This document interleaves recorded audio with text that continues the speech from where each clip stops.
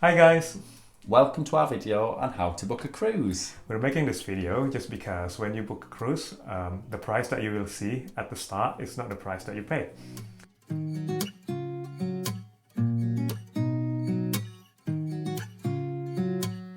The first time we went to book a cruise, the price that we saw was quite cheap, but then in the end it ended up being a lot more expensive. So there are lots of different parts you need to think about when coming to book a cruise, and that's what we want to talk about today.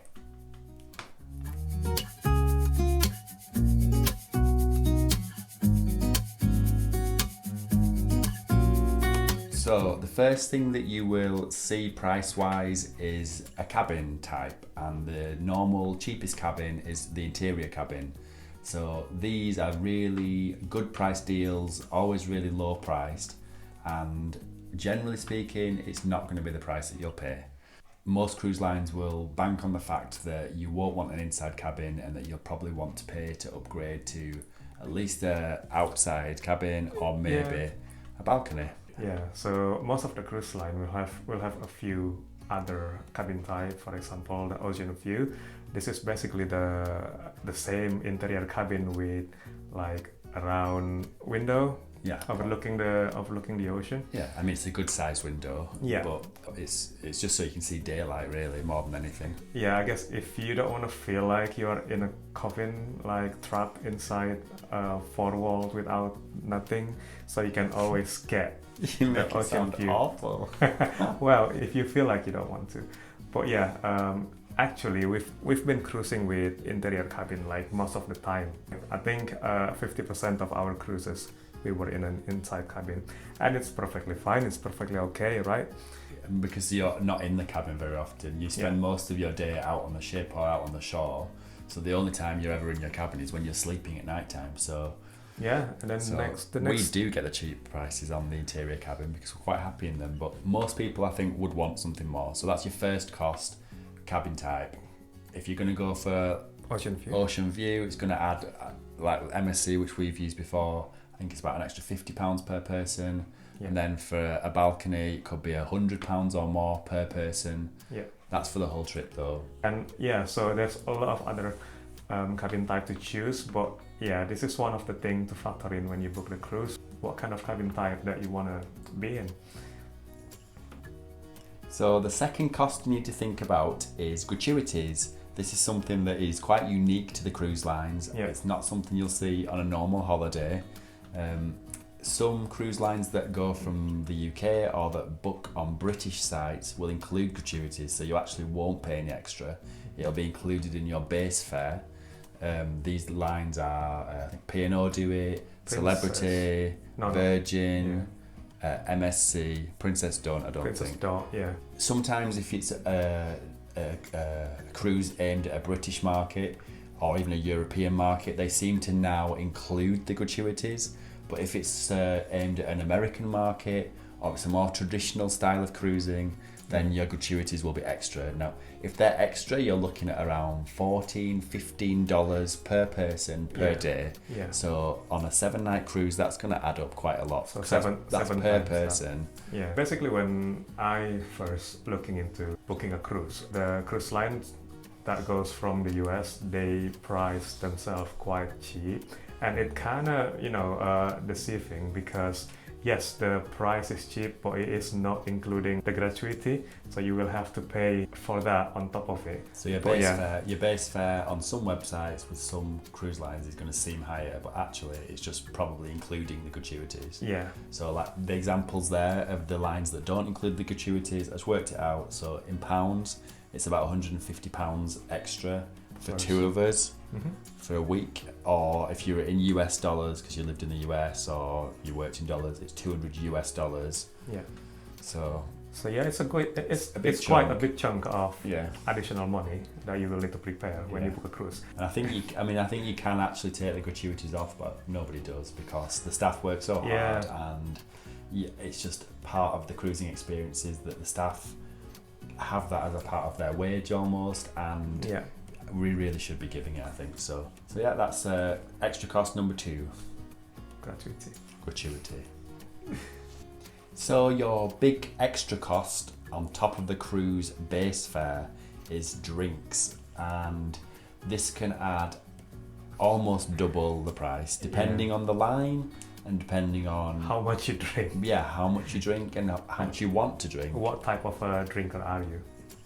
You have a choice of either paying as you go, and I think most cruise lines would price their drinks equivalent to city bar prices. For example, if you want to buy like a cocktail, they will price it as around like £6, £7 for the cheap ones, or more for so fancy ones. 6 to 9 kind of for cocktails, and then for beers it's gonna be like 4 or 5 less than that. So it's kind of like reasonable, the prices, but it'll add up. For example, if you drink 7 days, 7 nights, when we eat at dinner time, we've got like at least Casey at least drink 2 glasses of wine. At least it can be more. And also we also do coffee.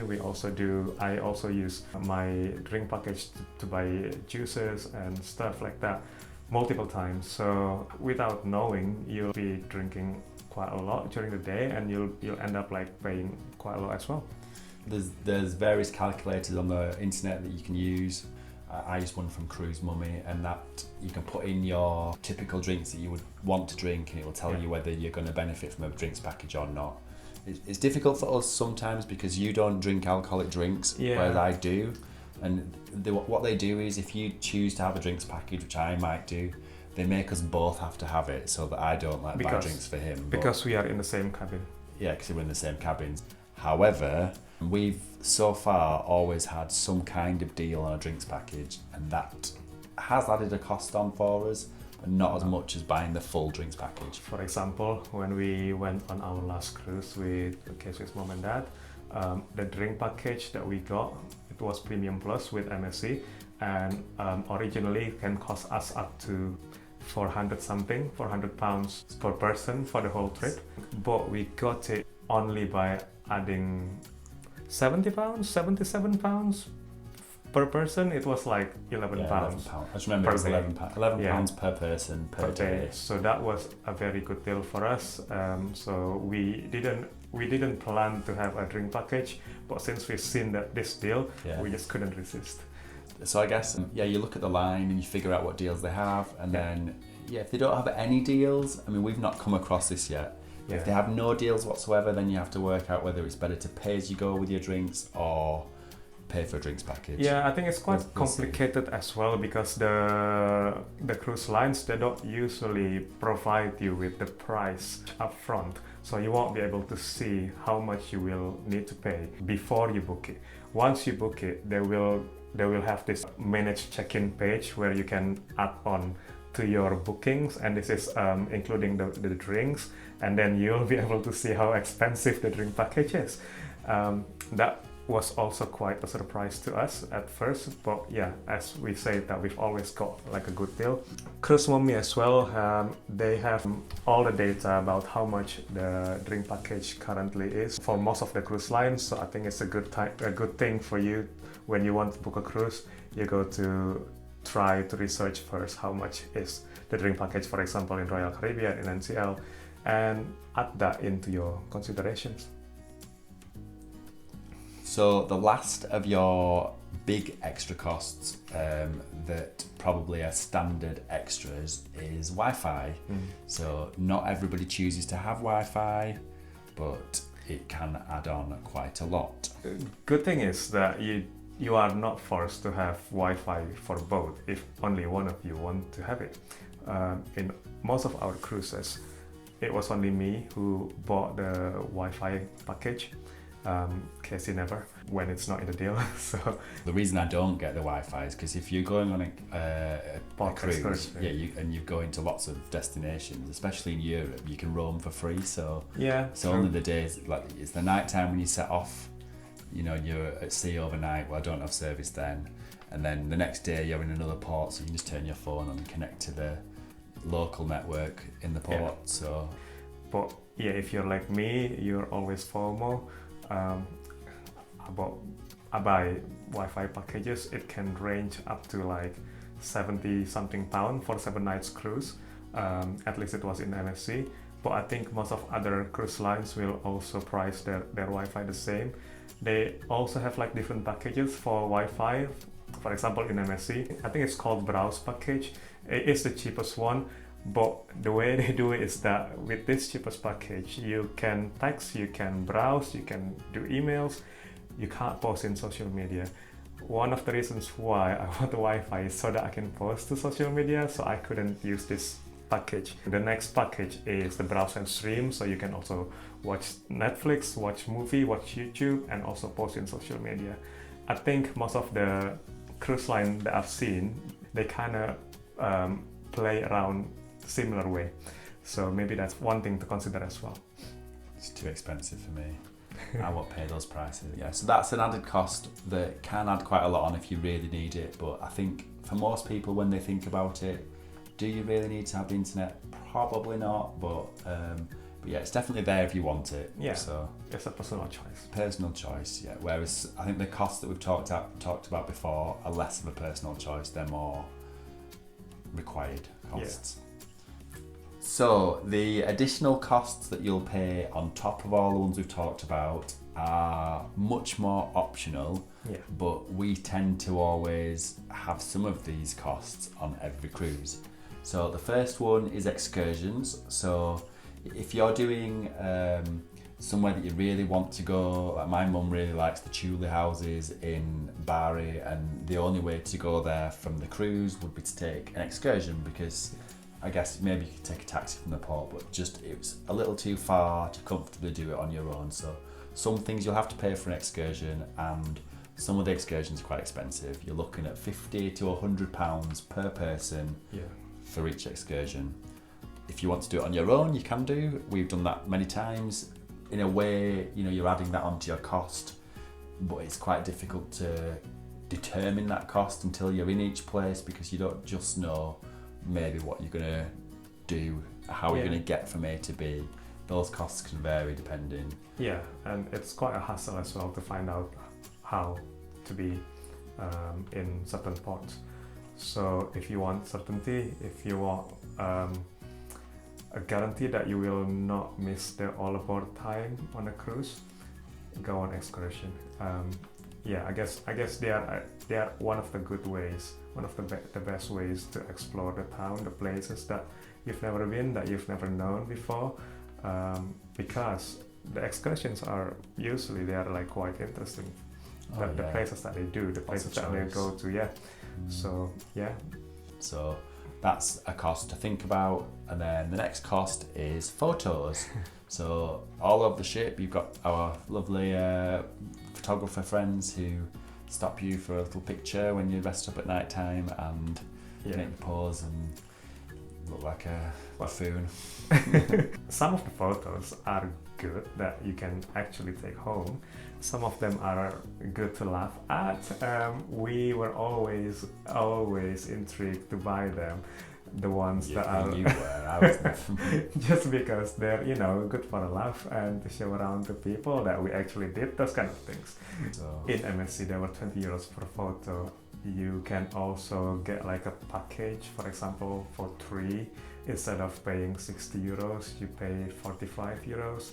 Still a lot. And if you pay for like 5, I think your mom did that, it was like €70, 65, 70, something like that. Yeah, it's still a lot, but yeah, I mean, it's a cruise. In other cruise line, there might be priced differently, but I believe that it's still gonna be like way higher than the usual photograph that you will take at home.